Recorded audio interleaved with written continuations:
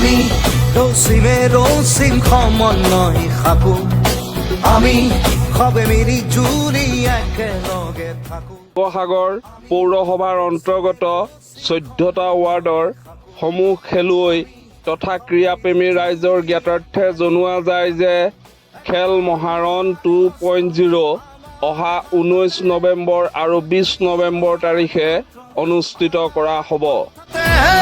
খেল মহাৰণ 19 তাৰিখ মঙলবাৰে পুৱা 9 বজাত দৰবাৰ ফিল্ড খেলপথাৰত উক্ত অনুষ্ঠানৰ শুভাৰম্ভ কৰা হ'ব আৰু উক্ত দিনাই এথলেটিক প্ৰতিযোগিতাসমূহ অনুষ্ঠিত কৰা হ'ব। 20 তাৰিখ বুধবাৰে পুৱা 6 বজাত শিৱসাগৰ পুখুৰী পাৰত চাইকেল চলোৱা প্ৰতিযোগিতা আৰম্ভ কৰা হ'ব।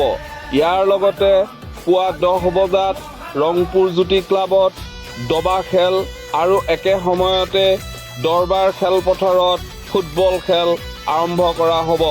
গতিকে সমূহ খেলুৱৈক আৰু ক্ৰীড়াপ্ৰেমী ৰাইজক উক্ত খেল মহাৰণ 2.0 যোগদান কৰাৰ অনুৰোধ জনোৱা হ'ল। শিৱসাগৰ পৌৰসভা।